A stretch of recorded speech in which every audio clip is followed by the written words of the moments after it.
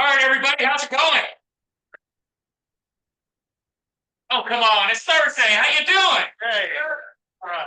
All right, everybody, yeah. How y'all doing? Okay. We're not all Blue Jay fans, Joe. Okay. Hey. I was going to get to that, but since Ted brought it up, sorry. How about the Blue Jays, huh? Yeah. I was really not looking forward to the potential of coming up here saying, well, what do you think of the Dodgers Mariners World Series? Well, my son lives in Seattle. Well, Jimmy, I know. We can't always get what we want.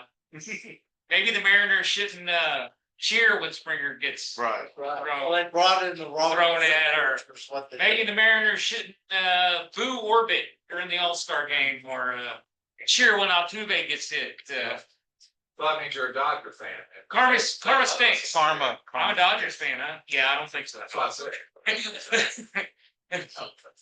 I will be cheering for So the Blue Jays. You would have been cheering for Seattle. And who do we got to thank for that? Good old George, right? That's a George Springer, right? To those of you that are Mariners fans, I'm sorry, but when you talk crap about the Astros, somehow, some way, an Astro's going to get you. Right? So, all right. First of all, if you don't know who I am, Mike's not here. If you can't tell, because he would have already yelled at me. I've had a couple emails from people. People are not feeling well. We usually meet on a Monday night, but October's a little weird as it is. So this is why we're meeting on a Thursday night. Those of you who are here, hopefully you're enjoying your steaks. I enjoyed mine. It is steak night here. But we are meeting on Thursday this month because of the MLB playoff schedule. We didn't really know if the Astros were going to make the playoffs or not. As it turns out, hey, they didn't, but that's okay. All right, let's let them rest. We can talk about some of the coaching changes that have occurred already. I can actually talk about. We could talk a little bit about a rumor that was kind of thrown my way.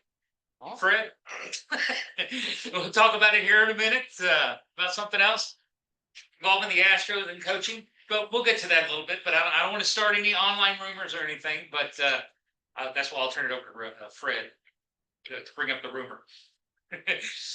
But anyway, all right. So if you are here for the first time, please raise your hand.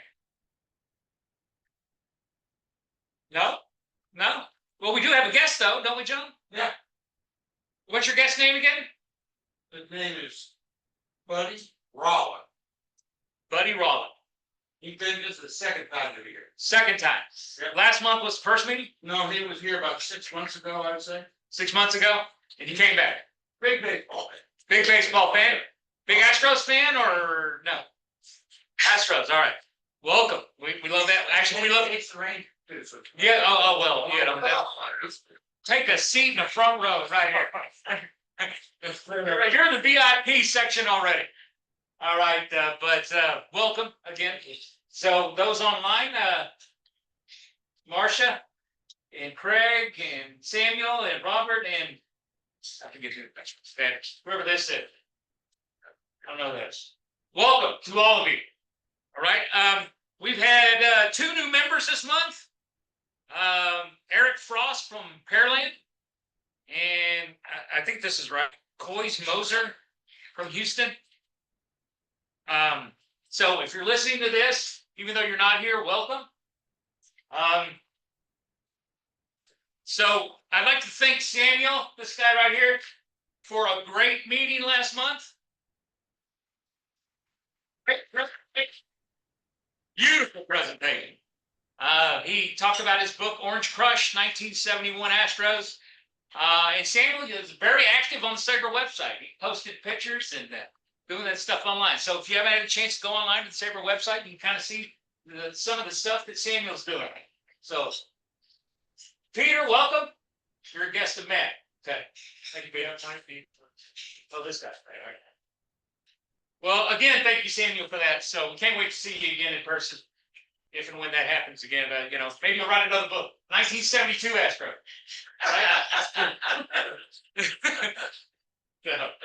It's really a great book if you haven't had a chance. He signed a copy for my grandson and he signed a copy for my dad. And my dad likes it so far because, you know, he was there working at the Dome. So he's like, yeah, I remember all these people. Well, good. So thanks again for that. So just in case you forgot, I'm going to talk about this every month until it happens. But I would like a big contingent, a big group of us to go to SABR next year.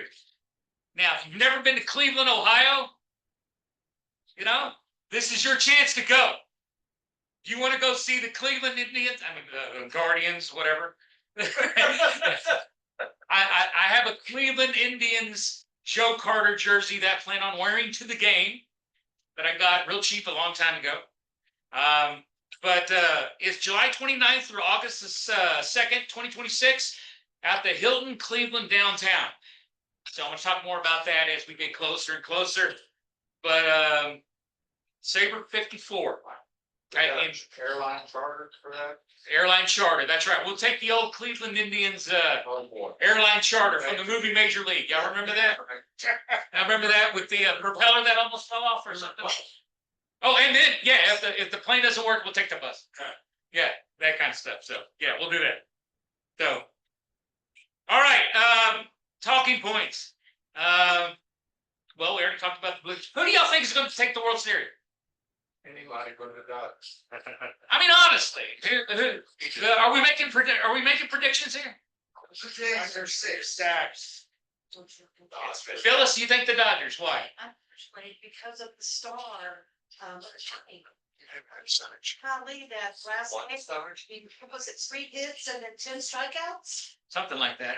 So Phyllis is picking the hedge fund doctor. Hedge fund doctor. I don't want the Dodgers to win, don't get me I don't wrong. want to win either. Okay. Anybody who's picking the Blue Jays? Is this an honest prediction? We want them to win. I Looked at You think the Blue Jays? keep the trophy in America, for God's sake. Oh, come on. Let's wait till the 51st state. Come on. Spectacular state. So if the Blue Jays do win, is Springer going to be the X factor in the series, or is the pitcher? What's his name, Fred? The pitcher? The Blue Jays. What's his name? Savage. Savage. Yeah, you think he will be the X factor, or will be Matt Scherzer will be the X factor? Well, I think the Savage is only gonna go 5 innings in any game he goes. So sure.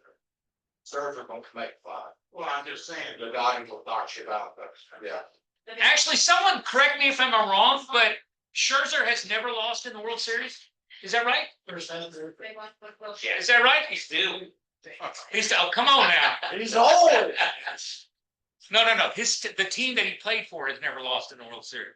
When he was in the World Series. He was on the 06 Tiger. Yeah. Okay, well, never mind. Forget that theory. All right.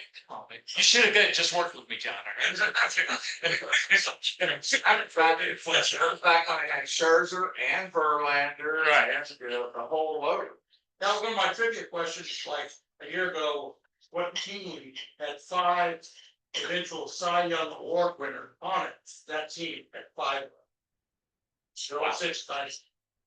Do you remember who they were? Sure. Verlander, Scherzer. Willie Hurts. Porcello, Red Sox, the guy, Robbie Ray. How many if I think of it? It's 4. History. The other guy, We'll get back to you, John. Stay tuned. let's just. No. It wasn't 17. It was kind of funny. We got that 20%. And now the general. Yeah, no, that's 44, 45 seconds. All right. Anyway. All right. One other thing I'd like to talk about. Usually every year we have a vintage baseball game. The chapter has a Houston Babies vintage baseball game. We play by 1860s rules. The spokespeople for the vintage team are not here tonight. Mike had something to do with his family, and it's just that they're not really here to speak. Patrick is off doing whatever Patrick does with his wife. But they were going to talk about vintage baseball. We were supposed to have a vintage baseball event coming up next month, but we have found out from the historical ranch, George Ranch, that we can't. They can't give us the field to play this year. They're replacing us with a birds of prey exhibit. So we have been replaced by the birds of prey. Well, we're just give them the bird. Oh, sorry. You could have combined it, too. Being replaced by the birds of prey, but we're welcome back in 2026. All right. That being said, those of us on the vintage baseball team, including the Barker Red Sox, with Bob Kopis, we've been working, and we're going to work something out that we will possibly play a game in November, maybe in Katy, maybe in Pearland. Pay attention, pay close attention, because we're going to have maybe this event in November and a couple, another one maybe early next year or something like that. We're going to do more with the vintage baseball stuff moving forward. That being said, we're also going to join the National Vintage Baseball Association as an associate club, which means we'll have more privileges and things like that, and maybe we'll even one day go to one of those tournaments that they have, one of those nationwide tournaments. I don't know, but we're going to do more stuff with the vintage baseball, Houston Babies. We're going to revive it, get it going, and play it. Now, if you've never played it, trust me, you don't have to be athletic. If I can play it, anybody can play it. All right. And what I mean by athletic, we don't need a bunch of athletes playing vintage baseball, except for the fact you have to catch a ball, maybe hit a ball every once in a while. You can catch a ball on a bounce. That's an out, that kind of stuff. So, but I'll have Mike and Patrick Petty talk more about that next month. Or we'll send an email out when the event's going to come, when the event will happen. We're also thinking about putting an event together where Larry Dierker's involved and some of his charitable associations. So we may have something with Dirk. So we may just invite everybody to say, hey, you want to come out here, Dirk will throw out the first pitch or something like that. So stay tuned. They do need pitching though. Yeah, we always need pitch. As you can, if the Astros are any indication, you can't have enough ever. So pay attention to that. So more info will be coming. Next month, we'll go back to our normal Monday. We're working on Bob Aspromonte. We've been working on Bob for a while. Bob, we were hoping Bob could join us this month, but he can't join us today. So we're working on possibly November the 17th, which is the day of our next meeting.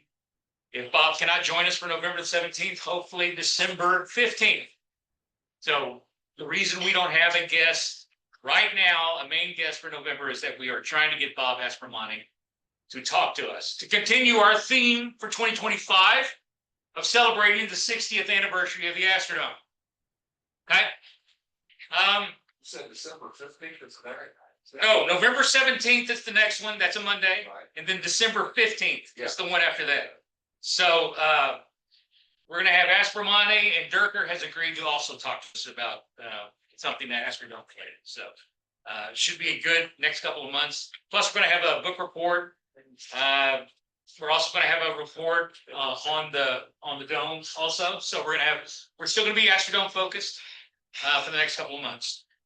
Speaking of things coming out here pretty soon that are Astrodome related, Tony has informed me that the newsletter will be coming out right after the World Series, right? The fall version of the newsletter, right after the World Series, right?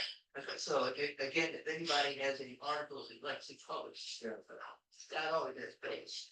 Yeah. So turn to your pencil, give us some really good copy. Yeah, exactly. And if it doesn't work for the fall edition, hey, we can get you in the winter. Yeah. Winter edition. So we're always looking for people to contribute. So, all right.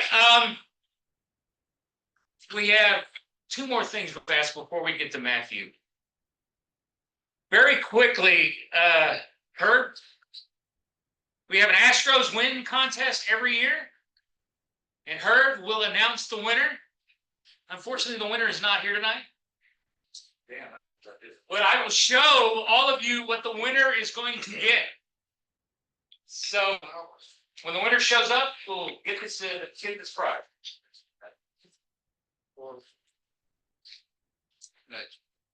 This is the closest I could get to a Toronto Blue Jays. Actually, Bluefield Blue Jays that no longer exist, that they were a rookie league farm club with the Toronto Blue Jays, West Virginia. I was actually there and they were just giving these away, so I stood over there. Thanks. So anyway, I have actually a reason to wear that. Well, just a quick summary, the Astros did win 87 games this year. They tied the Tigers. They lost out based on tiebreak. Not just Detroit. The Astros beat the Tigers. Jose Altuve played 47 games in left field. Jordan Alvarez played a grand total of 15 games in left field. Those were the two tiebreakers that we were trying to do. As far as who predicted 87 wins, we had 6 people. Wow, pick 87. Wayne Roberts, Patrick Petty, Gloria Rubat, Chad Erb, Bob McCann, Mark Warnick all predicted the 87. Wow. So go to the first tiebreaker, which is how many games was Altuve played left field. Chad Erb predicted 75, which was 28 games off.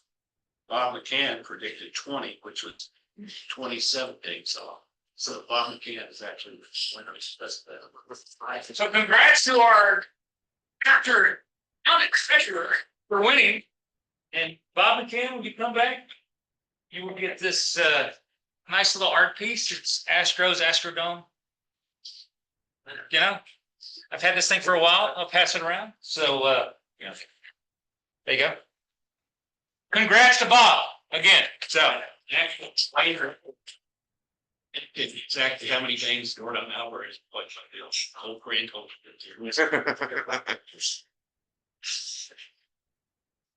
Thank you, Eric. So, We played about what, 14 more than Elvis? And all of you start thinking about next year's Astros win contest. I don't know what the tiebreakers are going to be, but 77. it might be 77 wins. All right. Let's not say that, Jim. No, come on, Eric. Come on. See, Jimmy, that right there is what happens when you have somebody in your family that's a Mariners fan. It's right there. Right? Very good. I was gonna say 53, so I'm glad you took the brunt of it instead of me. 53. He's a man. I've seen that pitching staff. All right, never mind what I said, Jimmy. 53. All right. Okay. So y'all think about how many games you think the Astros are going to win. Tiebreaker would be how many people might go on the injury list. Yes, the tiebreaker may be how many people end up on the injury list next year.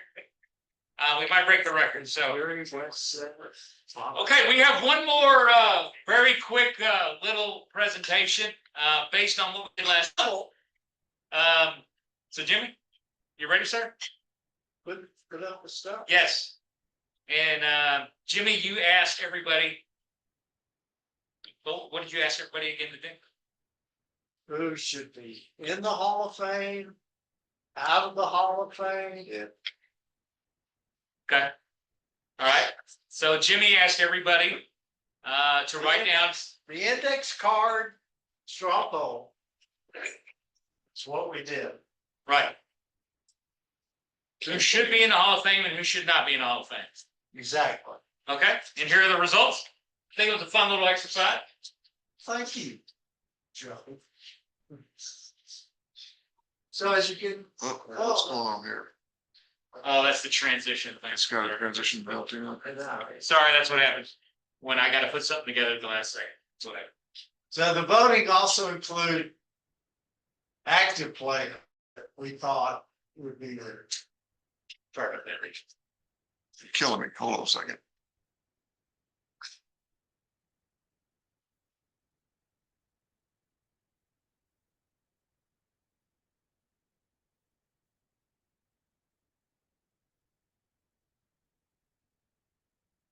This is what happens when you ask me to do something at the last second. Putting together a PowerPoint for you. So I got to share in there.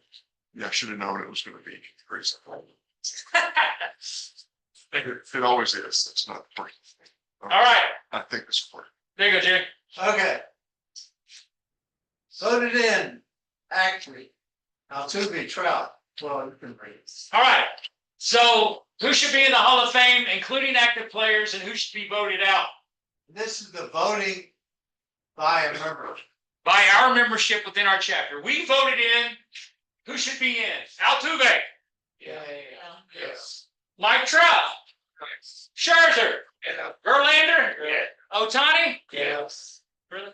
You were in the Dallas. Aaron Judge, Yeah. okay. Kershaw, Yes. yeah, okay. Regular season Kershaw. Huh? Regular season. Regular season Kershaw. No, the Actually, you Joker, could probably say the same postseason. about Judge, right? Regular season and Judge, because certainly not I was postseason. gonna get Mike Dell this offseason. Yeah, you would think. And then Freddie Freeman, Yes. right? Okay. It's a great list, man. I agree. I agree with all these. Thank you, Joe. Voted in with Astro Tide. Dirt. Carlos Beltran. Yes. Bob Watson. Again, this is what we voted. I'm not saying I'm for or against. This is what the chapter decided. It's not what Jimmy decided. Lance Berkman. Yeah, yes. Jose Abreu. Bobby Ray. Bobby Abreu. Yes. Okay, just making sure. Obviously you voted for him. I did not vote. I didn't know. Oh, so, yeah. Cesar Cedeno. Yeah. Yes, definitely. Jeff Kent. Yeah. Yeah. Kenny Lofton. Yes. You said no on a couple of these, Scott? Yes. Okay, this is our Hall of Fame expert right there. We'll talk to us soon. Next slide. Voted in, tied to gambling or performance enhancing drugs. And the parentheses is the votes. All right, so 9 of you said Barry Bonds. Yeah, Chris. 8 of you said Roger Clemens. Yeah. Is that me? Ken Caminiti. Oh. 2 of you thought Caminiti. 3 Mark McGuire. No. Pete Rose, 9. Yeah. What was Joe Jackson? Yeah. Was it Jim? You're 3 Joe Jackson. Okay. Keith Hernandez. Keith Hernandez, right? Okay. A-Rod. A-Roy. Yeah. Sammy Sosa. Okay, so we're getting a little, so this is what the chapter thinks again. And some of my commentary. Some of your commentary, okay? Others voted in. Dale Murphy, No. Yes. Lou Whitaker. Yes. Dale Murphy is one of 8 players that won consecutive MVPs. I don't care. I'm not finished. I'm not finished. I'm not finished. All the other 7 are in the hall. He's got the worst stats. Roger Maris is not all day. He wants to consecutive day. Look at that. What do you want me to say about Roger? I'm saying he doesn't belong either, but He that's does. my point. I was just making a comment on, I'm not for or against Dale Murphy. Lou Whitaker, like I said, look at the bottom. Both in Hall of Very Good. There we go. Watch out. Can you understand that? Is that in Cleveland? Yeah. Keep going, Joe. All right, let's go. Okay.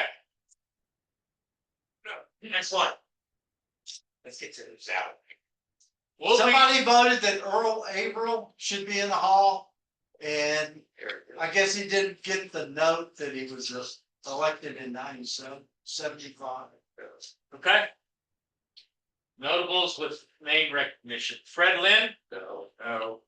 Don Mattingly, who, by the way, is going to his first World Series. Did you know that? Yeah, it's not no. No. Tommy John.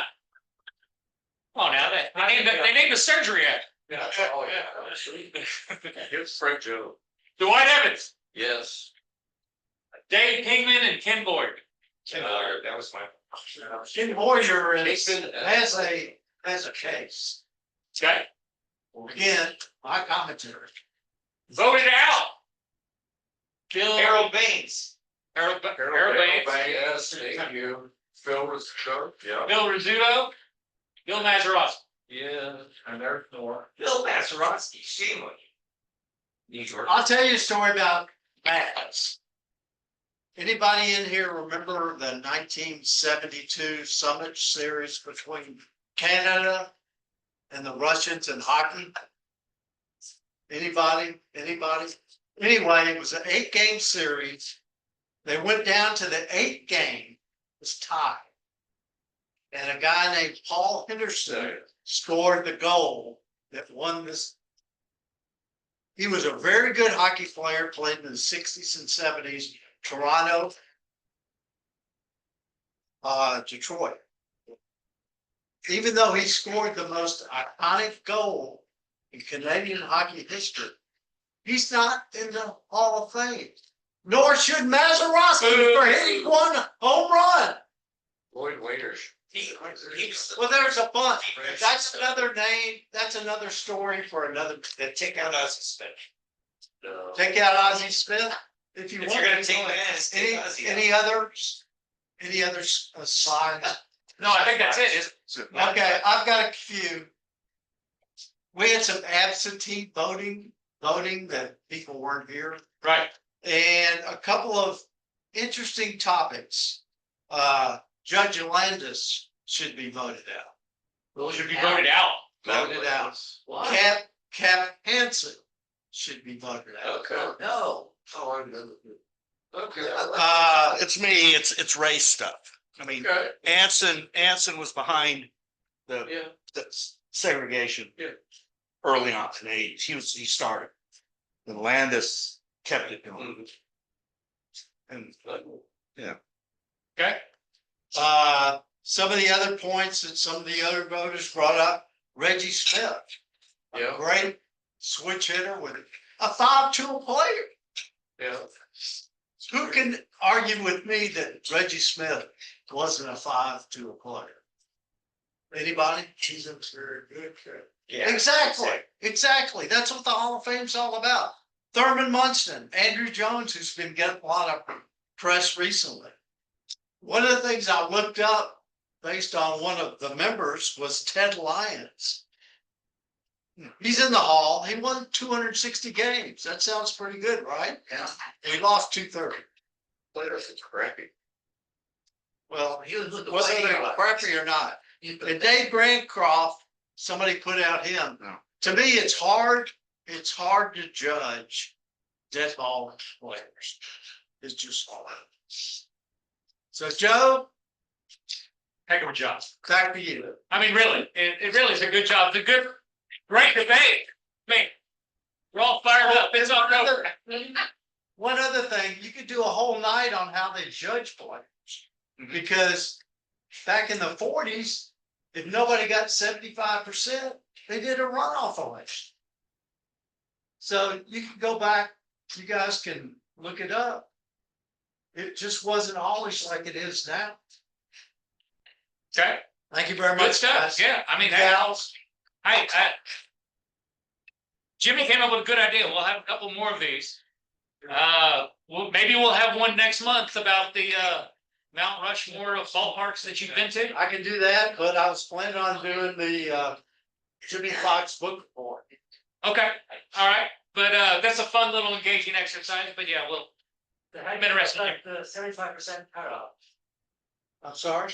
How do you feel about the 75% cutoff? I'm a narrowest and who should be in the hall. Not this way. Yeah. So I'm in favor of the 75. Tony, yeah. I didn't realize, but Joe DiMaggio was not voted in first time out. And that's because of the way they did the voting back then. It wasn't anything anti-Joe. It was because of the way they did the voting back then. He didn't get enough vote, right? I'm sorry? Did not get enough vote. Look it up. One change that ought to be made there, if any voter turns in a blank ballot, the ballot ought to be tossed. blank ballot. Right. Because all it does is serve as cue and it costs a couple blank ballots. Yeah, I don't think they've done that much. Oh, yeah, they did. What, last year? They've done, well, I'll think. Can I take that out of the way? What I'm saying is, I acknowledge what you're saying, but what I'm saying is the last couple of years, people haven't done that. The best, like the best positive change they've done is that they are now publicizing the ballots. Yep. So I can't hide behind a bad ballot. So do we know who kept Ichiro off the ballot? No, we don't. They don't have to, but most of them do publicize their ballot. Okay. Because Ichiro should have been the second. You could go back, You know, who my opinion. wouldn't have voted for Willie Mays? Tom Seaver? Right. Nolan Ryan at 99%. Okay. That was Bill Conlon in Philadelphia did not vote for, because some people didn't vote for Steve I Carlson. forgot. Yep. That was his reason. Yeah. Petty. Yep. All right, everybody, we got a great presentation tonight from a longtime chapter member. How long have you been a chapter member, Matthew? 25 years. Matthew has been a chapter member longer than I have. And that's saying something. Of course, there's probably a lot of you in here who probably know Of course, Matthew over the dirt though. Oh, come on, Matthew, what are you, 30? 35? Knowles and now. That is one thing I think we should do moving forward into 2026. I'm going to talk to the board about this. Recognizing longtime chapter members. They did it at the last SABR convention where they recognized how many people have been to the most conventions. One person had been to all of them. Is that right? So I think that's something I'm going to talk to the board about starting next year. We recognize longtime chapters. So Matthew, hey, 25 years right here, man. So I'm only 15. So I gave you. yeah, I think I realized that's the Tiger guy. I think Anibal Sanchez. Anibal Sanchez, the other tiger. Yeah, all right. Explain it. Oh, no, Okay, so Matthew is going to talk about a very important cultural event that involves the Astrodome, involves Larry Dierker. Okay, and so without further ado, sir. Yeah. He's always had great presentations, and he's you go to the Negro League I do. I've been to conference every year? conference. I've been a couple times. A couple of times. Did you go this last year? I did not make it this last year. Okay, I had surgery. everybody, man. All right, thank you. Appreciate Joe, and I appreciate the chapter giving me time to speak tonight. And this presentation grew out of, I wanted to do something a little different. And I traveled to Cooperstown this summer, and one of the displays they had was on this topic. And I thought it was interesting because it involved the Astros. It also involves the Pittsburgh Pirates. It has to do with opening day in 1968. If you followed the club back in those days of the 60s, by the way, 1968 opening day would have been the fourth season for the Astrodome. It opened in 65. Teams used to do these publicity photos. Yeah, they put the team members on them, put the name under it, but I think they would hand them out at one of the first games of the year. A lot of teams did the full team photo. The Pirates that year did the full team photo. The Astros did the individual headshots, but anyhow. What our topic has to do with a couple of guys you see here on the bottom. Most people would know who this is. Roberto Clemente, excellent Hall of Fame player for the Pirates. The other guy doesn't really seem like he has a baseball connection, but we're going to talk about that. That's Martin Luther King Jr.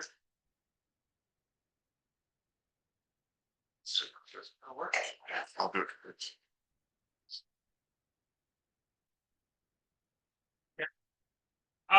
The 1968. Some of you were there for it. I was real small, but I was there for it. Some of you weren't there for it. But those of you that were there for it would probably agree. It was a heck of a year. A lot of stuff happened in the world. As far as the United States, some of the key things that happened, Vietnam War escalated. There was a Tet Offensive that really heated up. 1968 was a Summer Olympic Games held in Mexico City. A couple of American athletes, Tommy Smith and John Carlos, raise their fists. You might remember the famous photograph of that. Got a lot of publicity. They were basically promoting Black power and pointing out racial injustice. Chicago Democratic Convention, not a peaceful convention, not a peaceful city. Much more peaceful the last one they did, but this one was not. Apollo 8, important for Houston, because Houston Space Center. So, and space race was going on, big thing. I'm not sure. And Boeing debuted the 747 jumbo jet, which opened up a lot of opportunities for international travel. And Congress and the president signed the Civil Rights Act of 1968, which had to do with stopping discrimination in housing. And I'd be remiss if I didn't mention there were a couple of key events that happened. Unfortunately, they were assassinations. One was Martin Luther King Jr., one was Robert F. Kennedy, who was running for president that year. We're going to focus on the assassination of Martin Luther King Jr. because it ties into our story today. So, just after 6 o'clock on April 4th, Reverend Dr. Martin Luther King Jr., who was a civil rights leader, was shot dead outside of his hotel room, the Lorraine Motel in Memphis, Tennessee. And that's a picture. News got out right away. Unfortunately, it led to really widespread violence, riots, looting, all kinds of things. 40 deaths tied to the demonstrations after Martin Luther King's assassination, and dozens of American cities. This happens to be Washington, D.C., our nation's capital. This one is kind of interesting. You've got a mother and I guess two small children, one of whom's in a baby carriage, and a soldier, probably a National Guard guy, watching what's going on as the firefighters put out some fires in these buildings. So some pretty major demonstrations broke out. And this is what Martin Luther King would have to say about it before he was assassinated. He says, the limitation of riots, moral questions aside, is that they cannot win, and their participants know it. Hence, rioting is not revolutionary, but reactionary, because it invites defeat, it involves an emotional catharsis, but it must be followed by a sense of futility. So Martin Luther King would not have been a fan of riots, even though that's what happened after he was assassinated. So 1968, some of you may remember magazines like this. Baseball Annual come out. Lou Brock, I'm No Superstar, Yastrzemski, 5 Greatest Days of the MVP season. Ernie Banks tells how the Cubs will win in 68. Didn't happen. But how did baseball react to this assassination of MLK? Well, the schedule, games were supposed to start playing on April 8th, which would have been 4 days after the assassination. But you got riots going on in places like Chicago, Detroit, Baltimore, and DC. So stands to reason, at least in those cities, you might not be able to play, as well as a lot of the ball players, especially the black ball players in particular, felt that they should not participate in this year's opening day because Martin Luther King Jr. had not had his funeral. He had not been laid to rest and not received the respect that they felt they should get. So the Astros were one of the teams that were supposed to open on April 8th, and the front office hesitated to change the schedule because, they sold tickets, they promoted it, they won a big box office. The Pirates player, on the other hand, did not like the non-committal response from either their own front office nor the Astros office, and they voted to hold firm on their decision not to play the first 2 games on Monday and Tuesday of the season. And after discussions with Astros officials, the Pirates general manager, Joe Brown, offered up a compromise that the team would not play on Monday or Tuesday, but then would play on April 10th. And the unusual thing about that is April 10th was supposed to be a travel day. There were no games scheduled between these two teams on the 10th. That's what they proposed as an alternative. Now, the Pirates players in particular were deeply conflicted about the opening day dilemma. And why is that?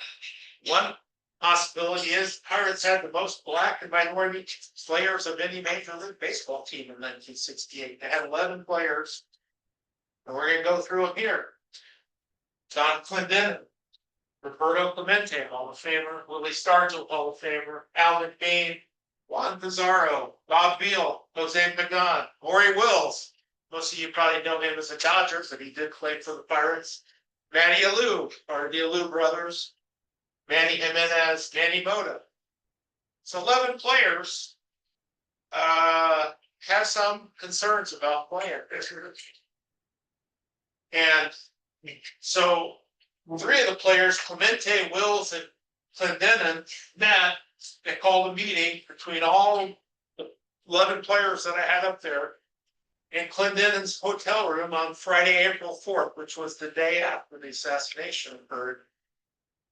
These players unanimously voted to sit out the exhibition game that they had scheduled against the Yankees, as well as the first 2 games of the regular season, which would have been the Astros opener on Monday and the second game on Tuesday.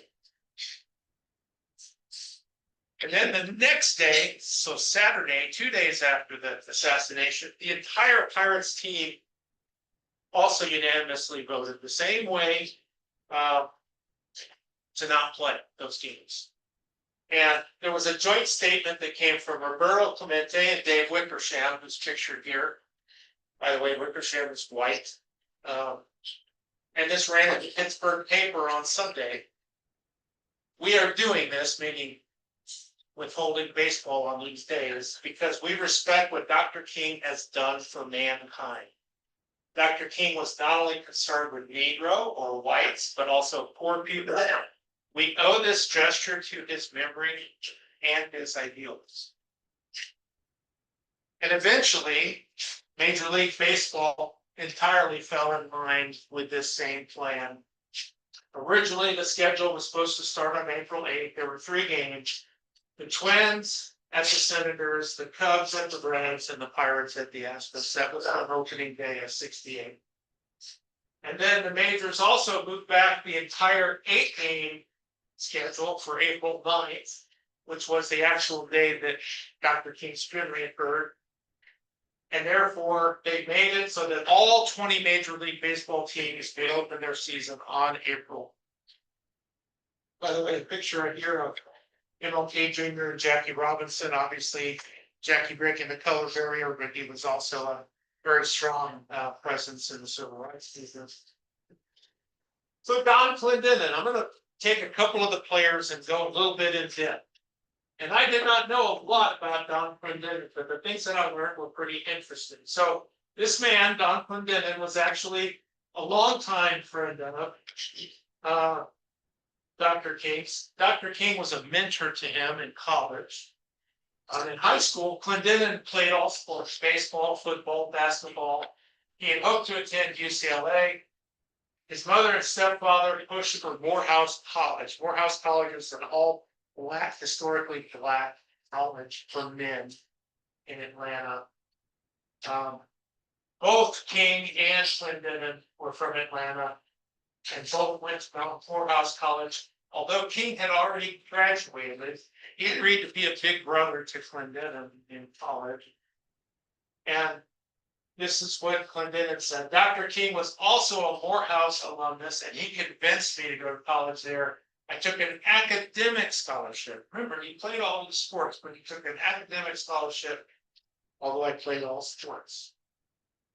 Now, his mother, Ellen, wanted Don to become a doctor. His father, who actually died, unfortunately, when Don Clendenin was 6 months old, was a college professor. But he had a stepfather by the name of Nish Williams, this guy. And Nish Williams had a 13-year career in the Negro Leagues. And he was also a restaurateur. So a pretty successful guy. And so the story is, it took Dr. King, who was already a friend of the family, to seal the deal and get Clendenin into Morehouse. And the connections didn't end there. After graduating Morehouse, Clendenin worked as a school teacher along with King's sister, Christine. So pretty close families. And also in a civil rights context, King helped Clendenin improve working conditions at Scripto. You remember those little pens? Scripto? They manufactured those in Atlanta, and maybe the working conditions weren't the best, I don't know. But Dr. King actually helped improve things there where Clendenin worked. Clendenin goes on to say, I didn't belong to his church, meaning MLK's church in Atlanta, but we talked a great deal. What do I remember about him? He was calm, passive, tolerant, a man of strong convictions. It was his understanding of a problem and the way he approached it that brought results. He's known for nonviolence. He's known for confronting people, but doing it not through violent means. He was a great leader, and the people respected him and believed in him. His finest role was his ability to calm unrest. This is a picture of Willie Mays, MLK Jr. And now we're going to dive into Clemente. Roberto Clemente, also a friend of Dr. King's, as it turns out. And this man, Louis Mayoral, was interviewed, and he said something interesting happened, and not too many in the United States know. Somewhere along the road in his major league career, Clemente befriended Martin Luther King. I think that was also a key relationship in relation to the development of Roberto Clemente himself, the fighter for social equality. Kind of like in the way that Jackie had broken the color barrier, Roberto was kind of opening doors for Latino ball players. He was from Puerto Rico. And so Clemente and King first met in 1964, 4 years before the assassination. And Mayoral says when Martin Luther King went down there to a little farm that Roberto had in the outskirts of Carolina, in that little farm, Roberto would build a restaurant and a recreational areas for families. In that little farm, that's where they had that meeting. And this picture shows MLK in Puerto Rico. I don't believe that Clemente's in the photo, but he was there. And although MLK was an African American, Clemente and Latino, the two men found common interests. They became friends. And Mayoral says, I do remember that around 1970, there was an all-star game, could have been in 69, in Los Angeles at Dodger Stadium, where Blacks and Latinos played to raise funds for the MLK Foundation. And one of the most prized possessions or awards Roberto got was a Martin Luther King medallion for playing in that game. In later years, Vera Clemente, who is pictured here, Roberto's wife, lent the medallion to Mayoral. In turn, passed it on to the Texas Rangers Museum at the ballpark in Arlington. If you remember that old ballpark, go under there. A year after the assassination and the postponement of these games, which is what we're talking about tonight, Clemente expressed disappointment over the indecisive response they saw to the King tragedy. When Martin Luther King died, they come and asked the Negro players if we should join Clemente. So Bill was third press. I say, if you have to ask Negro wing players, then we do not have a great match. And here's the headline. Pirate Astro opener delayed. Fucking a lid lifter now slated with. I think the people that come up with these headlines are pretty interesting. But sports curtailed by King's death. So not only was baseball affected, but basketball playoffs were delayed and some other sports also postponed or delayed games. So a lot of impact. So now we talk about the funeral of Dr. King, which happened on Tuesday, April 9th, held at the Ebenezer Baptist Church in Atlanta and officiated by Reverend Ralph David Abernathy. And during King's funeral, there was a tape recording played And King spoke about how he wanted to be remembered. He said, I'd like somebody to mention that day that Martin Luther King Jr. tried to give his life serving others. We'll come back to that in a minute. So now Wednesday, April 10th, the day after the funeral, the Pirates and the Astros finally play their first game. Now, the Astros didn't have 11 minority players, but they did have 5. They're pictured here. Brock Davis, who was the center fielder. Joe Morgan, very popular player, second baseman. Al King was a catcher. Jimmy Wynn, another popular player in left field, and shortstop Hector Torres. And the Pirates opening day lineup had Maury Wills batting leadoff, Clemente, Stargell, and Clendenin in the middle, and Alou batted 7th. I don't know about you, but if I was a pitcher, I think I'd be a little nervous with some of those bats in that lineup. Those are some strong hitters. And the Pirates took an early lead in the game. Clemente hits a home run in the first inning. By the way, he hits the home run off of Larry Dierker, namesake of our chapter. And then the Pirates scored 2 runs in the top of the 9th. So you're thinking, okay, they're probably going to win this game. They got a 4-2 lead, but Ron Klein gives up a 2-out, 2-run triple to Bob Aspromonte, and Juan Pizarro ends up with the loss in the bottom of the 9th. Which means Bob Aspromonte hits a walk-off triple, and Larry Dierker earns the win, and he pitched a complete game. By the way, Larry pitched an amazing amount of complete games in his career.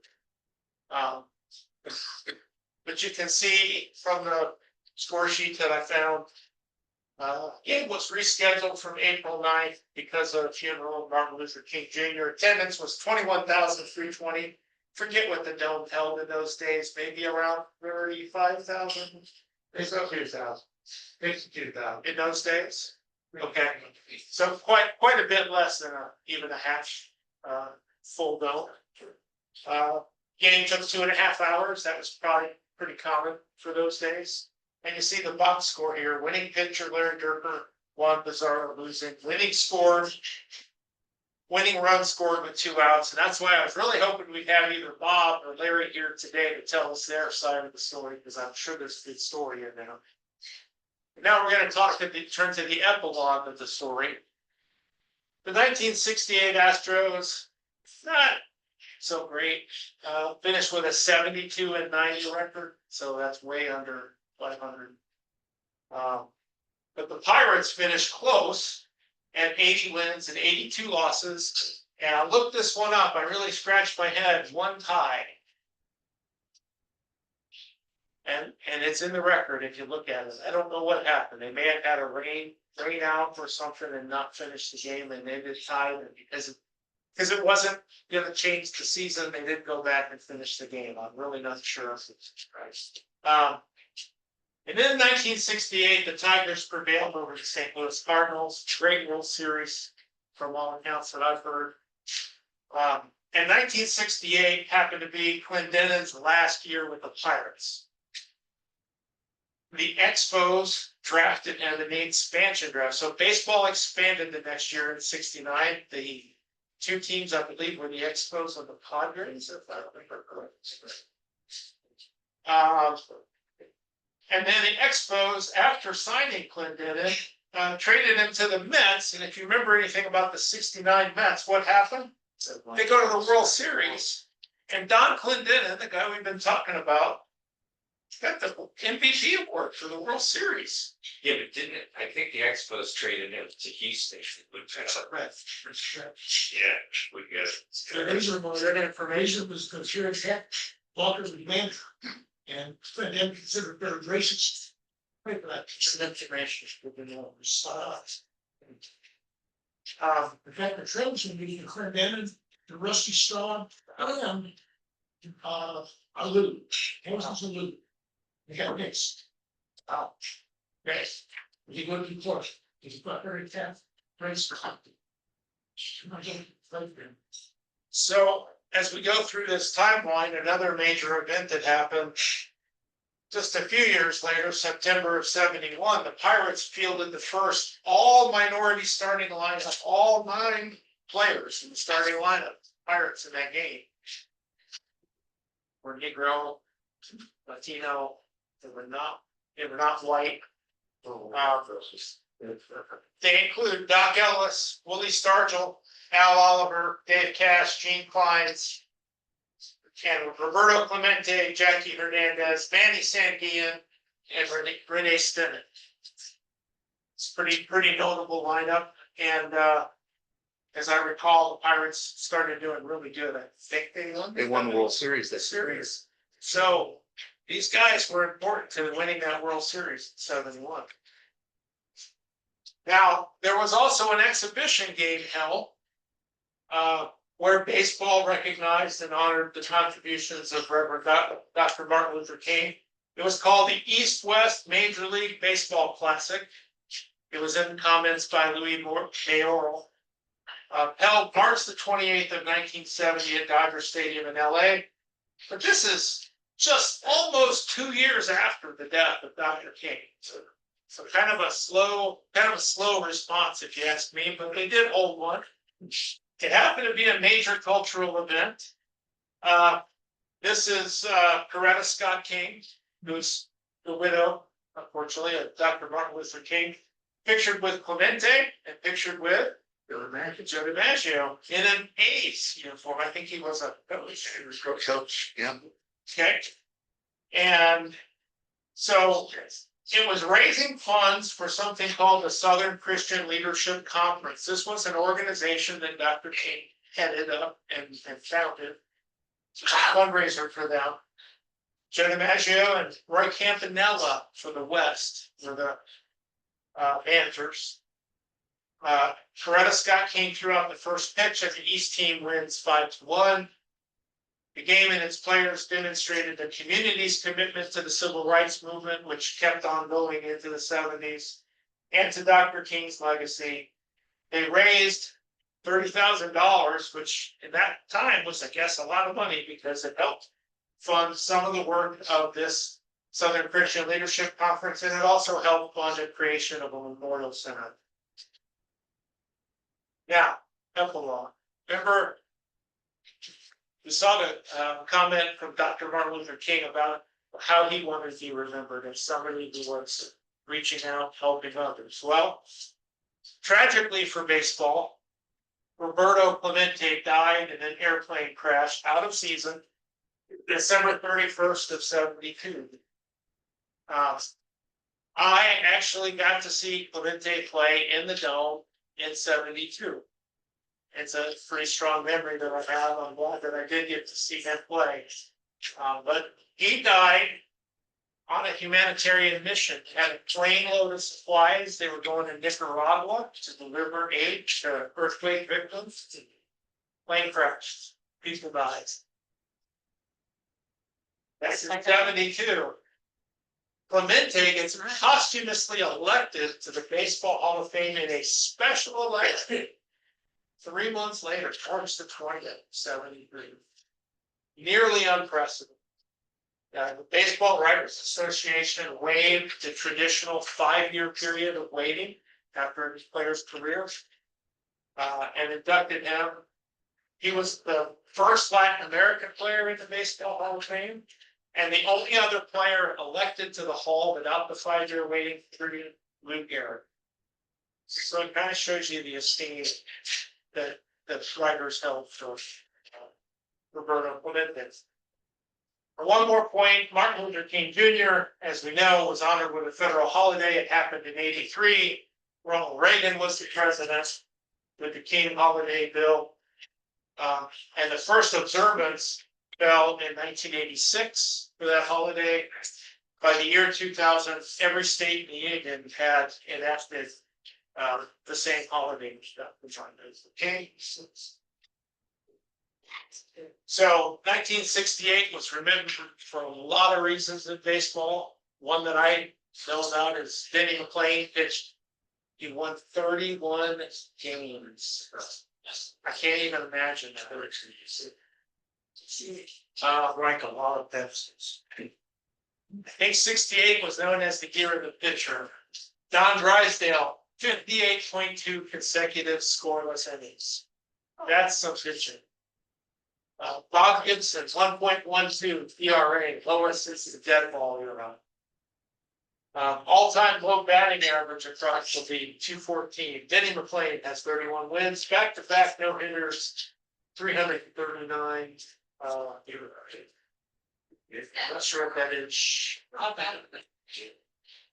Can't be shutouts. Oh, maybe shutouts in all of baseball, 339 shutouts were pitched that year. So strong year for pitchers. Catfish Hunter has a perfect game.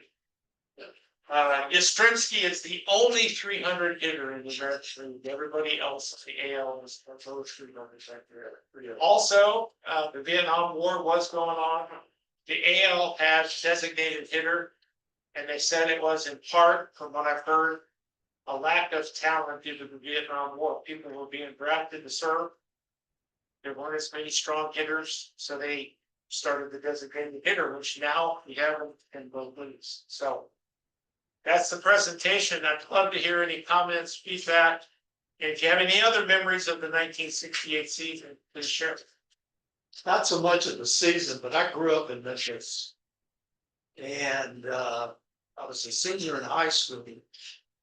And my mother, my sister, and my father died a couple of years previous. We had a business in, for lack of a better term, a transitional area of Memphis.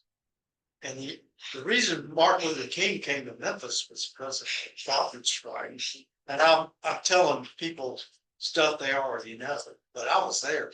And he came into town because of the garbage.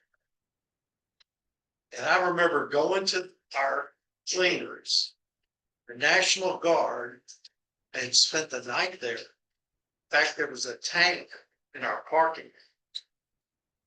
My mother said, go get a dozen donuts for these guys. And then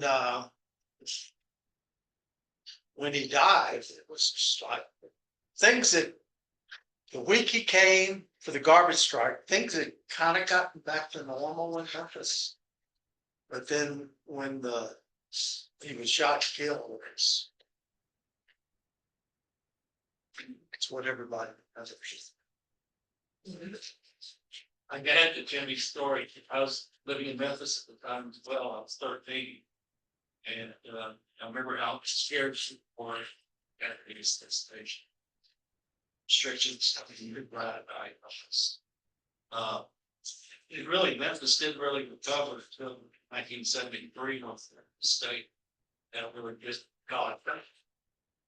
Had no black and white players, and everybody was kind of got together behind that team, and things got better in Memphis. Actually, yeah. A little add on to your Denny McClain.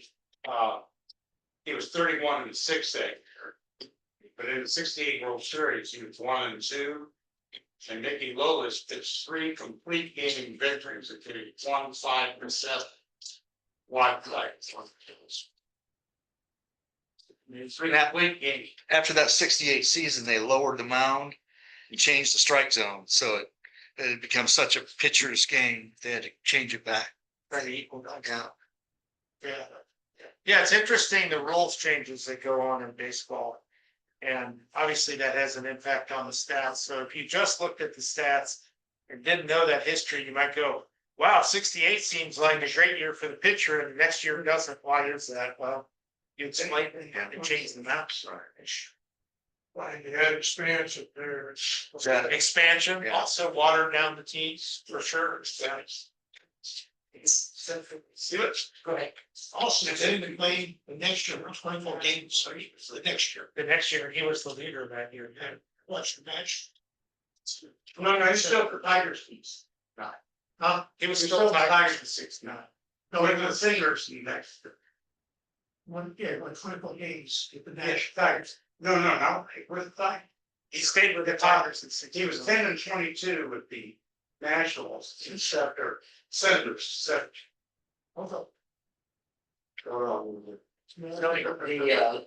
This is still about.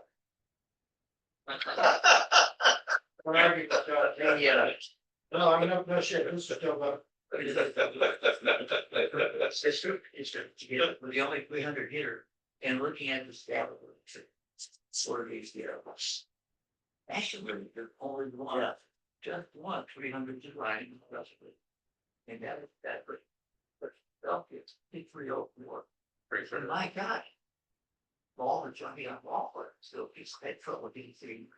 So maybe it hasn't done. So sure, paying you quick ones there to. Yeah, The thing that year, is Christie won. It was 300, that's 301. Yeah. It's made out of this baseball. So, I was at Fort Belvoir, Washington. But it's burning last cheaper. How's that not? Yeah. This is Washington, DC, here to see the low the virus. That's very years. Yeah. The quick call here for the United States. So do you remember what Miami's ERA is? 1978. Last? Atlanta's ERA. So you're gonna be playing this? Yeah. No, so it was like Chris, one was 1.2. I I'll close with this. This was a souvenir bat that the Astros gave out in 1968. All right, everybody, for the 100th anniversary of Major League Baseball, 1976. And it's signed by all Astros players, and Bob Aspromonte's on here, Larry Dierker's on here, Jimmy Wynn's on here. So if anybody wants to listen to this bat.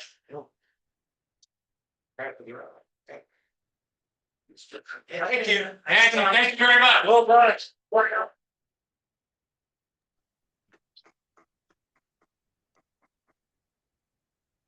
The Detroit Tigers. Because You gotta tie in the Houston babies with the Detroit Tiger. right, since All right, the Tigers played on the team. And he never lost a game for the Tigers. He was 1-0. Wow. But so he played in the Houston Babies for a couple of years. That kind of record. Bob who? Jim Four. Wow. There you go. See? You join the babies, you can join a part of a exclusive fraternity. Yeah.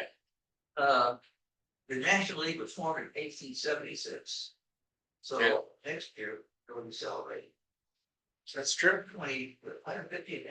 150th anniversary. Are you saying that we should focus on the National League next year? Is that the theme? So the newsletter for 2026? Yes, Okay. it's also the 150th anniversary of the Battle of the Little Big Orange. Okay. So, if you have articles about the Battle of the Little Bighorn for the newsletter next year, or the National League. Thank you. I was not there. All right, we have a trivia contest, Do you have, and do you have answers? yeah, it's on the PowerPoint.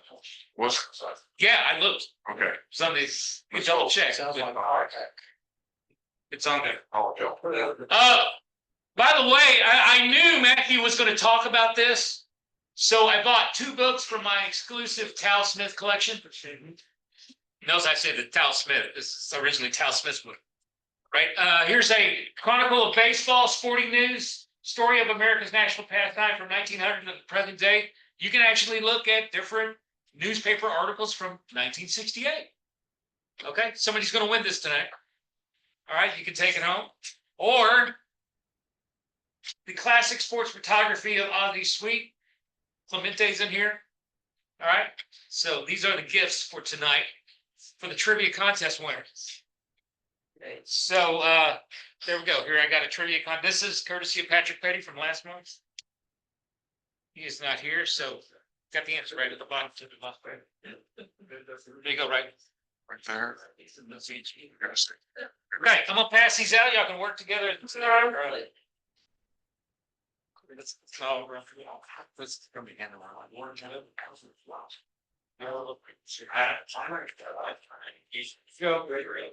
Here's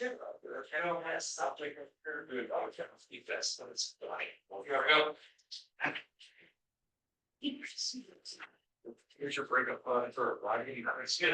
Here's your breakup letter up right. I do have some pins. Those of you online, I'm gonna read the questions.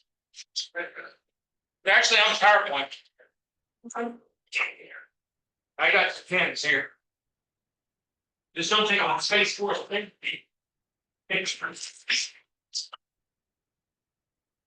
Everybody got one? We've got. Yeah, the one is this. One or let's try it. Okay. Oh, man, you can jump up, you ready? He's like out 2 days left, I got 2 million left. went over his head. All right, question number 1. 1967, Carl Yastrzemski led the impossible dream Red Sox by going 7 for 8 in the final 2 games of the regular season, winning both against which team to win the AL pennant by 1 game? Twins. We're not making rest. Huh? Yes. Oh, it's supposed to say that? No. Sorry. Question 2. 1978, this lefty helped the Yankees erase a 14-game deficit in the AL East, forcing a now famous tiebreaker against the Red Sox by going 12-2 with a 1.16 ERA over his final 16 starts. That's question 2. Real quick, I'll just fly through the questions and I'll get back to you. Summarize them. Number 3, the 1983 White Sox won the AL West with 99 wins. They were led by which 3 starting pitchers that combined for a 42-5 record in the second half? Wow. Question 4. 2004 Astros finished the season 36-10 to clinch the NL wild card on the last day of the season. Who powered the team by hitting 350 with 13 home runs and 45 RBIs over the final 68 games? Question 5. More famous to younger fans is Jackson and Ethan's father. He was one of the sparks in the run to Rocktober, helping the Rockies close a 4.5 game deficit to the Padres in the final 9 games in the 2007 NL wild card race. Question 6. 2011, Rays stormed back to the AL wild card after entering September 9.5 games behind the Red Sox on the last game of the season. Evan Longoria hit a 12th inning walk-off home run against the Yankees to clinch the wild card. He tied the game for the Rays with a 2-out home run in the bottom of the 9th. Question 7. 2017, this Astros cast-off tied a National League record for most home runs in the month of September, powering the Diamondbacks to the NL wildcard. Who is the player? How many home runs did he hit? Whose record did he tie? 3 questions. Number 8. According to Fangraphs, September 11th, 2021, the St. Louis Cardinals had an 8% chance to make the postseason. They got hot at the right time by setting a franchise record win streak. How many consecutive games did they win to clinch a berth in the NL wildcard game? Question 9. Prior to division play, they were 4 best of 3 tiebreaker series to determine the National League pennant winner. The Dodgers were involved in all 4 of these playoff series. What years did these occur? Who were the opponents? What was the outcome of each? Give you all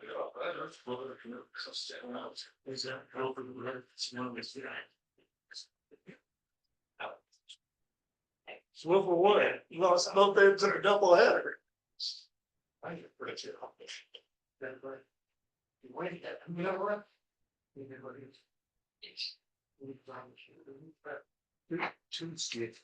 Yeah, I'm bored. You don't know that.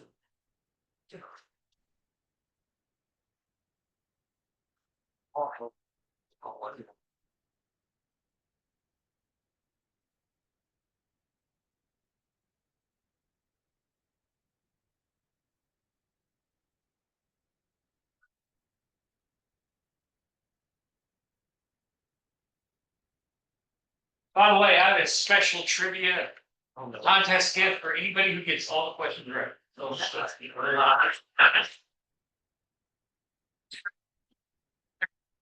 Good luck with all. No. I thought I'd give John one of his challenge. I'm trying to not win.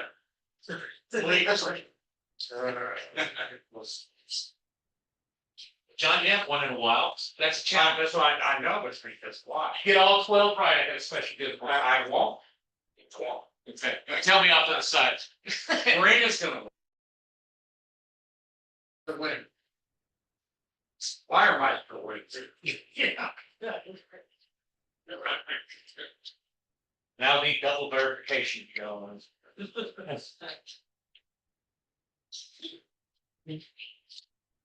From the umpire right here, he'll get the second grade. Yeah, I've signed. Oh, Lord, the signs of the dog. Oh, Sonny. $10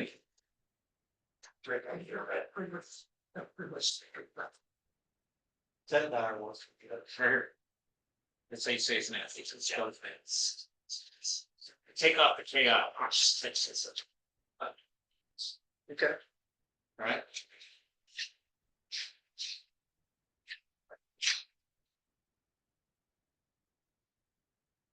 The chat, there's 17 things in the chat.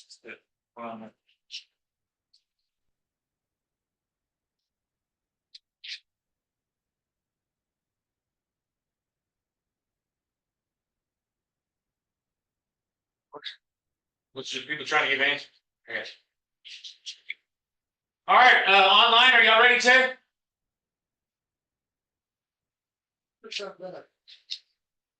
Everybody ready? Yeah. question 1, 1967, Carl Yastrzemski led the Impossible Dream Red Sox by going 7-for-8 in the final 2 games of the regular season, winning both against which team to win the AL pennant by 1 game? Answer is the Minnesota Twins. There were like 4 teams right together, right that year.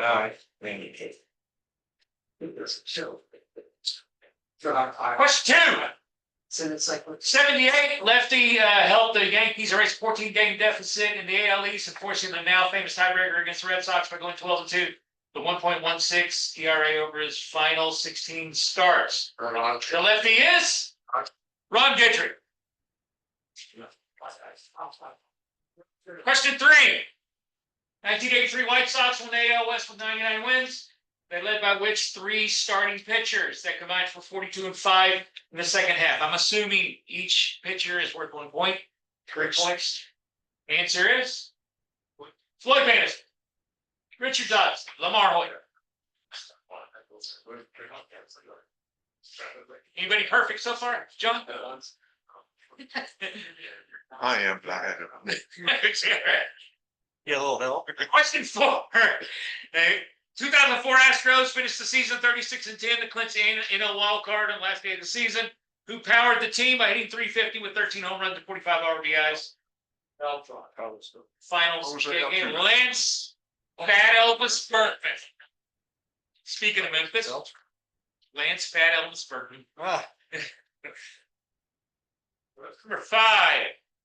More famous to younger fans as Jackson and Ethan's father. He was one of the sparks in the run to October, helping the Rockies close a 4.5 game deficit to the Padres in the final 9 games. 2007 NL wildcard race. Answer is At home. At Olives. Number 6, 2011 race, stormed back in the AL wildcard race after entering September 9.5 games by the Red Sox. Last game of the season, Longoria hit a 12th inning walk-off home run against the Yankees to clinch wild card. Who tied the game for the Rays with a 2-out home run in the bottom of the 9th? Answer is Brad Austin. Dan Johnson. That's random. Tight end for the Dolphins. Sound like a tight. 2017, the Astros cast off. Tied an NL record for most home runs in the month of September, powering the Diamondbacks to the NL wild card. Who's the player? How many home runs did he hit? Whose record did he tie? JD Martinez. 16 home runs, Ralph Kiner.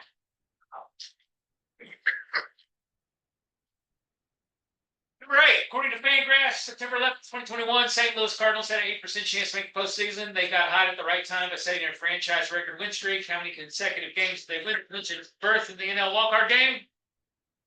17 straight games. This is a wild. Last but not least, prior to division play, there were 4 best-of-3 tiebreaker series to determine the National League pennant winner. The Dodgers were involved in all 4 of these playoff series. What years did these occur? Who were the opponents? What was the outcome of each? 51. Well, total points. 62. I guess 1 point each. Year. 46, opponent Cardinals, outcome Cardinals. 51, Giants. 59, Braves, Dodgers. 62, Giants, Giants. I don't know how many answers you have. So how many answers? So that's 7. 1, 2, 1, 2, 5, 6, 7, 10, 11, 23.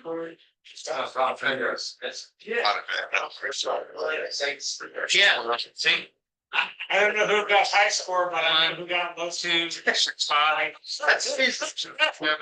What's the total possible, 10, 11, 23. what's the total possible final score? 44. 15, 16. Tiebreakers. Oh, 17. Last 18. Yeah, gotcha. 11. Possible 24. Top 2 winners win. You made double digits, got it. Actually, I was joking about the perfect thing. I have a better prize. The winner who won got both points. It is, speaking of SABR in Cleveland next year. First class airline ticket, 2 quick. No. Got a wild thing. Cleveland Indians had. Wow. Ricky Vaughn. Anybody wants this? Or the 2 votes. So I got free prize. You don't want the hat, you don't have to get it. But the winner gets their choice of the top 3. These 3 here. So, 24. 24. You better get 20. Daniel, you get 20? No. 15. Really? John? It's in the first 2, then I checked out. Mark, you get 15? I got 4. More wins. Might be in the champ. Okay, 10? 10. We have 10 here. There we go. Good. 10. 10, which one do you want? We got the hat. We got the sport photography book, or we got the Sporting News Chronicle baseball book. I'm gonna take this. I have not worn the hat, just letting y'all know. Okay, that's 10. So, 9, 8. Tony, you want the hat or the books? You don't want to be Wild Thing? I'll take it. Tony would be wild. Tony, you probably would be Wild Thing. This is from Major League, the movie, by the way. This is from Major League, the movie. You could wear Wild that Thing hat. 99. You want the hat? All right. For your state bar picture, you wear that hat. Yeah. That's right. Wild Thing on Tony Argus. Yeah, make sure I want to see a picture of that new clip. Wearing. So that was 8. So 7. Anybody got 7? Oh, I got a request. And 4 is looking pretty good. See, right there. This is the last gift right here. So we got 2 people with 7. Y'all want to flip? Y'all want to? You got it. I'll tell you what, I'm thinking of a number, whoever gets closest to it. That's the Here, answer. I'll put it right here. Helps. I got a number. All right, everybody. Thank you all for a great meeting. We're working on Bob Aspromonte for next month. Right. If not, we're definitely going to have some other presentations. Might have another straw poll. We'll probably have a Jimmy Fox book report, or we'll have an Astrodome book report. I have some things on the back burner. Scott has also volunteered to make a presentation about Astros center fielders in the Hall of Fame or something like that. It could be. Oh, Cesar Cedeno and Jimmy Wynn, right? Okay. So we got a couple of, we still got 2 months, we got 2 months to celebrate the dome. We got quite a few presentations over the dome. So thank you all very much for coming. Hey, I don't know if anybody is going home via 59 and 610, but that intersection is shut down, all 4 lanes beginning at 8 o'clock tonight. Which is of course the way I'm going home.